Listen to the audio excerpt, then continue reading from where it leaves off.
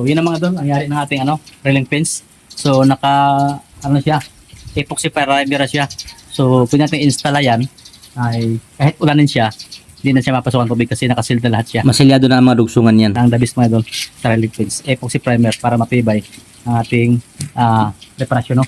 Para hindi agad kakalawangin yung ating railing fence. Ayan, so ready to install na mga idol ating railing fence. So update ko lang po kayo kasi doon namin itapkot na sa taas kapag nakakabit na. Kasi Medyo matagal patuyuin yung ating quick dry enamel na top coat. on the base, kakasakin doon, bawatin up yan doon. Kahit iwan na natin yan, yari na. Hindi natin maghintay ng papatigas bago i-install. At saka, mas maluwag mga doon doon.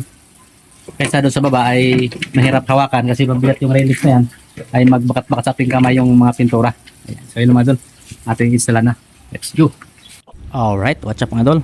For today's video mga idol, tayo mag-installa ng ginawa natin na railing fence. Ayan, napakabigat mga idol. So, ito lang mga idol, mag-installa mga idol ng railing fence. Ayan. Madali lang mag-installa mga idol, pero mabigat lang. So, let's go mga idol. I-welding na natin.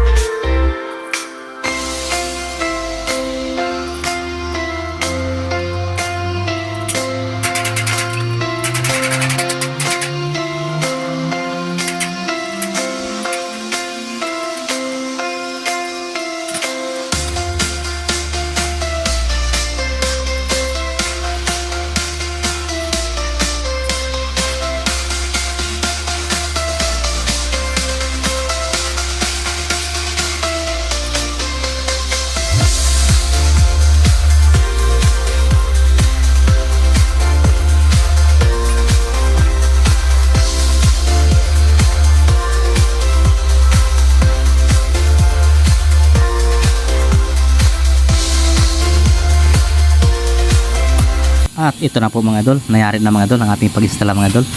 So aking papakita sa inyo itong ating napakagandang ginawa na railing fence. Ayan. So ayan mga idol, agad kong pinag-grinder mga idol ang pinag-weldingan para mapahiran kaagad siya ng body filler, yung pulley top para hindi na siya kalawangin, no? Ayan. Para ating ipapahiran ulit yan na epoxy primer yan bago natin yan applyan ng top coat na quick dry enamel. Ayan. So ito na ang ating update mga idol sa ating installa na railing fence. Ayan, so nakabit natin lahat mga idol. I-update ko na lang po kayo bukas kapag ito ay yari na ng ating final top coat na color black. At yun lamang idol, salamat sa panonood at